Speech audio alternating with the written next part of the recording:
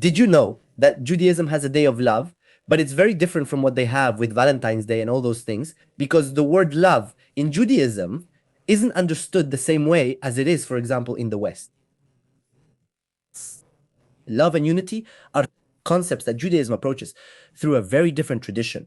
And yes, we have a day of love called Tu Biv, where we learn many values that I want you to learn in this video. We have a special guest, Rabbi Avi Amsalem. Personally, he has been my rabbi since I was a child, and he has greatly influenced the way I see Judaism. In fact, many of the things I say in the videos, I learned at a very young age from Rabbi Amsalem. He was the chief rabbi of the Sephardic Jewish community in Bogota and also served as a rabbi in countries like Venezuela. He is also a dayan, which means a judge of the rabbinical court of the state of Israel. And in fact, he is the director of the entire conversion section of the southern district of the entire state of Israel, which is a big deal, seriously. And well, Rav, welcome. And for those who are interested, because I think in this talk, you are going to learn things that are truly very innovative about the way we Jews see such important concepts about unity and all of this. Rav Avi Amsalem, and I'll leave it in the description, has his own YouTube page where he also teaches these concepts. It's called Contemporary Judaism. I'll leave the link in the description so you can find it. Rav, welcome. Welcome. Good morning to everyone. Yes, as you said, we also have in the Jewish calendar what is called the Day of Love. Although it's not marked exactly as the Day of Love, in any case, it's called Tu Bib. And on Tu Bib, there are many people who, for example, are looking for a date to get married. So they reserve that date a long time in advance just to be able to get married on that day. I want to get married that day too, but since everything was booked, I had to do it a day later. But the question is, what's the idea? Where does this concept come from? And also, what does it mean? What does this whole Tu Bib day mean? To be able to understand that, we have to see what days we've just gone through. Before Tu Bib, we went through the day of Tisha B'Av, the 9th of Av. Av means the 15th, according to the Jewish calendar. It's the 15th of Av. And on the 9th of Av, we went through a tragedy for the people of Israel, since the time the people of Israel were in the desert. But later on, or more recently, what we can see is the destruction of the temple. And our sages ask, at least regarding the second temple, why was it destroyed? Because of baseless hatred, because of a lack of unity, a lack of collaboration, a lack of brotherhood among the Jewish people. And unfortunately, that caused the destruction of the second temple. And now on Tu B'Av, about 6 days later, we have a day that is the opposite of Tisha B'Av, meant to correct that idea associated with Tisha B'Av. And let's understand what Tu B'Av means. The Gemara, a rabbinic source, says that there are no days as great and elevated as the day of Tu B'Av and the day of Yom HaKippuri. Surely, all of us know Yom HaKippur, which is the most sacred day for us in the Jewish calendar. And it is a day of atonement, a day of spiritual inspiration and elevation. That is to say, it is a day that a very large percentage of the Jewish people observe. And the Gemara makes a comparison between these 2 days. It says that there were no days as important as Kippur, which is understandable, but also as important as Tu B'Av. What's so special about Tu B'Av? That's the first question. The second question we have to ask is, what is the connection between Tu B'Av and Yom Kippur? And that's something I want us to share among ourselves. The Gemara says that 2 major events occurred on Tu B'Av. And I'm going to start with the second part, with the second thing that happened. Because everyone relates Tu B'Av to what happened among the people of Israel in the account at the end of the book of Judges, Shoftim. We are talking about what is called Plagesh Bagivya. Let's not get into everything that happened, but there was a very big crisis among the Jewish people. But truly, the day of Tu B'Av is much older. The day of Tu B'Av is much older because it's a day when our sages established that it would be the day representing marriage among the people of Israel. Marriage. And there everyone would get married. And the women would go out to celebrate that very special day of marriage on that day of Tu B'Av. But let's understand what the day of Tu B'Av means. We know that there was once a crisis among the people of Israel where something very serious happened within the people of Israel. That happened in the territory of the tribe of Benjamin. And the people of Israel made a very serious decision. It may have come from their emotions or maybe not, but either way, the decision was very, very difficult. And the people of Israel said, first, they went to war against the tribe of Benjamin. That means that a tribe was almost exterminated and ceased to exist within the people of Israel. And two, they made a promise where none of the people of Israel from the other tribes would give their daughters to those from the tribe of Benjamin. In other words, we need to understand who Benjamin. Benjamin was a person, that is Benjamin, the youngest son of Jacob and Rachel, and he was never involved in, for example, the sale of Yosef. He had nothing to do with the whole process of division within the people of Israel. But the idea here that we see is that a people come and make a decision to completely separate a tribe, and it will disappear. Just to understand, and we want to understand the concept, what it means to separate a tribe. You know that in the first destruction, the first exile of the people of Israel went through stages. And the first stage was what is called, or rather the second stage, what is called the exile of the 10 tribes. The enemy of the people of Israel came and exiled 10 tribes of the people of Israel. Only Yehuda and Benjamin remained in Israel, but everyone else left. And practically those 10 tribes disappeared from the world. Everything we have today from the people of Israel is only from those two tribes, from Yehuda and Benjamin. That's all there is. So just imagine that we're talking about a very large percentage that disappeared. It's much more. If we want to make a comparison, it's much bigger than what happened in the Holocaust, for example. In the Holocaust, the people of Israel lost 30% of their population. Here we lost 80%. And nowadays, little by little, they're starting to search for and recover those tribes and bring them back. But just imagine the number of people that were lost. So we have to understand what it means to separate an entire tribe. And that's what happened with Benjamin.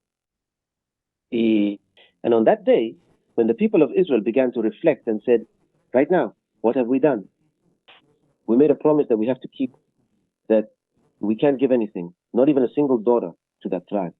After the war, you have to understand, the tribe of Benjamin almost disappeared. Only 600 people were left. 600 men. That's all there was. Everything else disappeared. Now, how are we going to bring back such an important tribe to the people of Israel? And they didn't know what to do. And then at that moment, they made a decision. They said, let's pick a date called Tuvel, a date when our sages, our ancestors, established it as a day for marriage.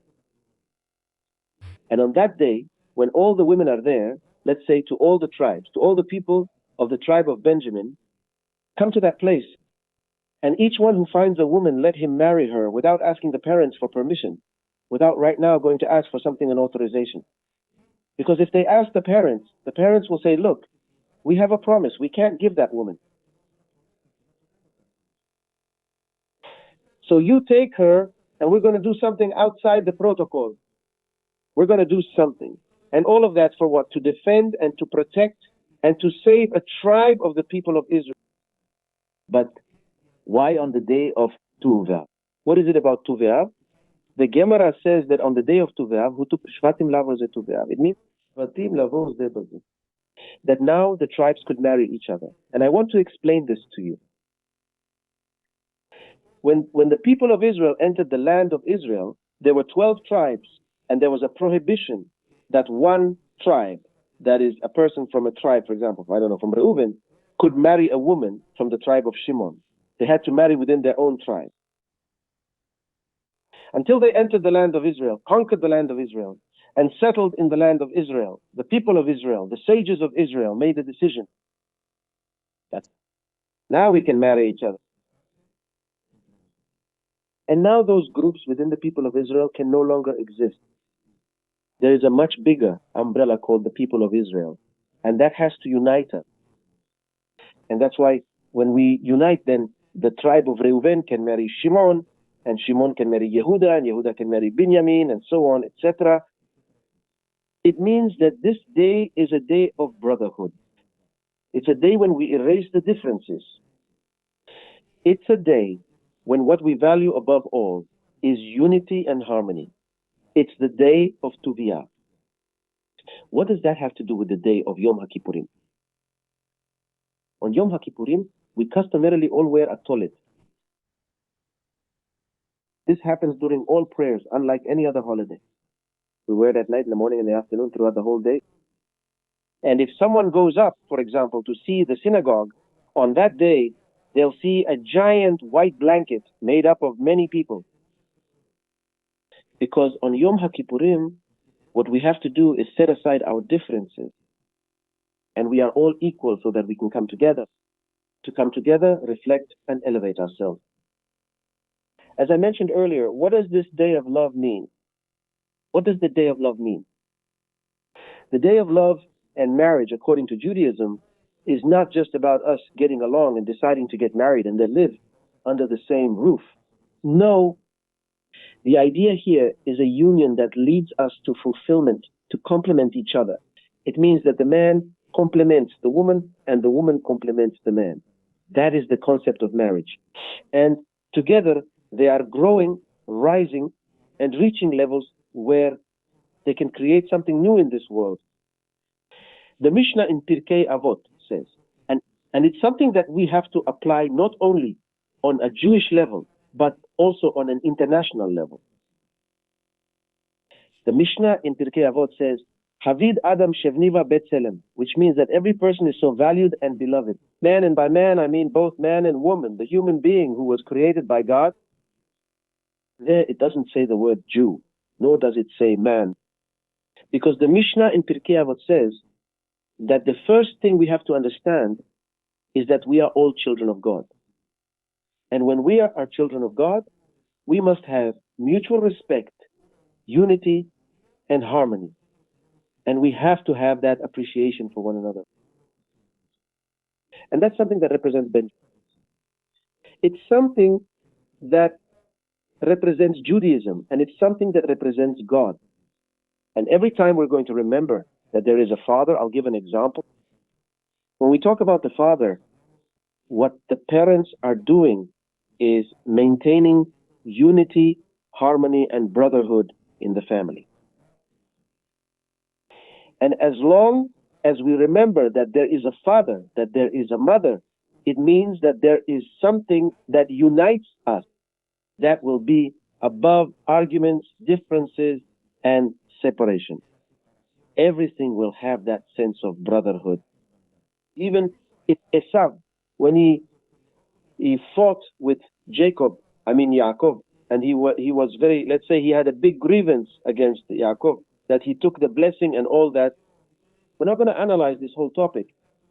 But Esau said, as long as my father is alive, I can't touch Yaakov.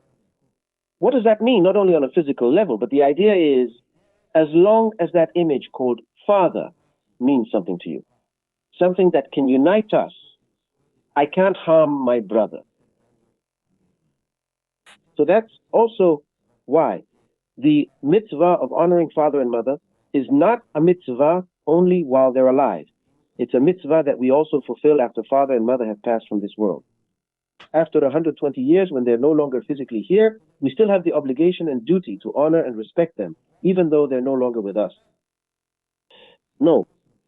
If we want to stay united, we have to maintain that presence of father and mother in our home. That's on a family level, on a national level, or on the level of humanity.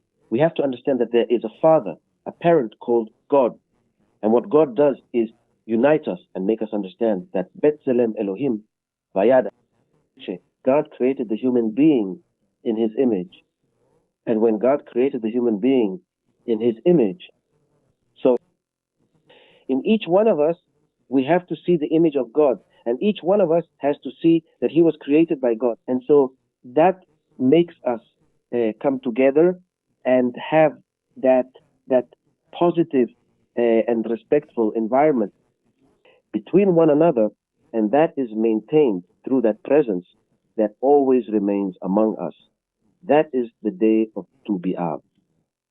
The day of Tu B'Av, which we mentioned in the Mishnah, our sages say that there are no days as important because unity among the people of Israel and in humanity is something that is above everything else.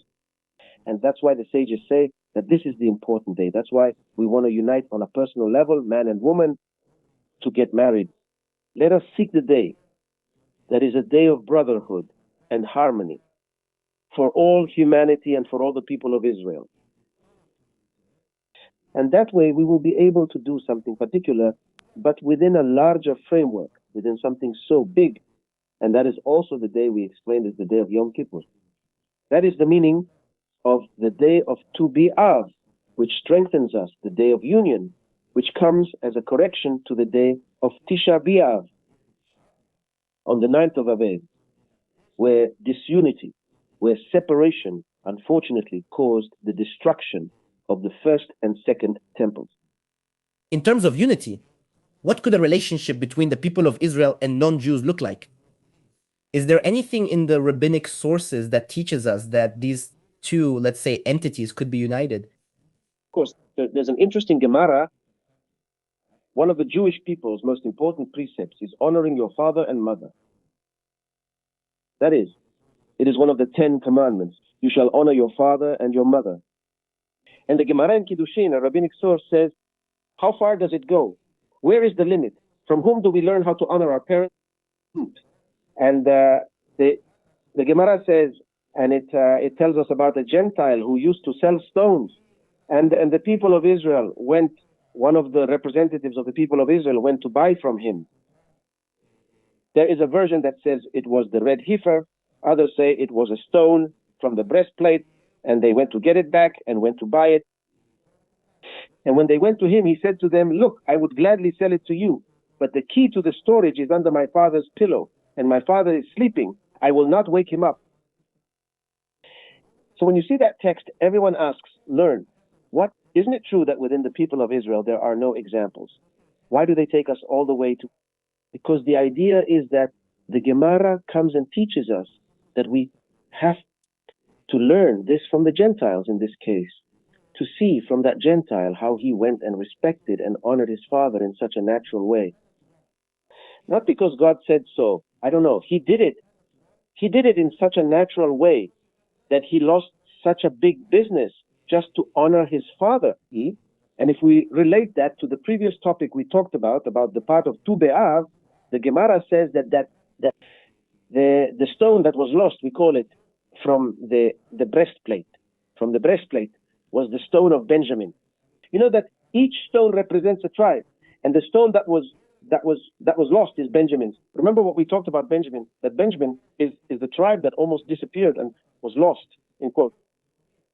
And the Gemara comes and says to us, you want to recover Benjamin right now, go and learn from the Gentile what it means to honor your father and mother.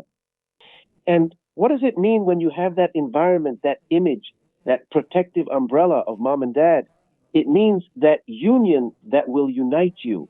So all the differences between us, each one will keep their own opinion, but the differences will not cause disunity, separation, or hatred, but will create harmony. Just analyze the topics. But we will always have that image of father and mother, like the Gentile had at that moment. And he honored his father and lost a big business. But the idea that the Gemara wants to teach us is to recover Benjamin, learn from him, and see how we can maintain something that unites us, so we can dissolve the differences. And that way, we will keep that unity. Rab, actually, your words are very relevant, especially now where we saw that this unity led us to something very serious in Israel. And even now, after a year, we are still paying the consequences. Unity will bring us victory, both collectively and personally, that you are united as well. And also the issue of family unity. which nowadays is a controversial topic in itself, especially in the West. And I want to leave you intrigued because there is much more of this particular content that Rabbi Avi Amsalem has on his channel, which I share with you. Again, it's called Contemporary Judaism. In the description of this video, I will leave you a link and you can go there and subscribe to the channel to receive more of Rabbi Avi Amsalem's classes. They are truly excellent. As I told you, I grew up with this kind of teaching, and well, that's all. We send you our regards. Thank you very much, Rabbi, for this teaching. And a kiss to Hashem. May we truly achieve unity. Amen. Thank you very much to all of you, and all the best.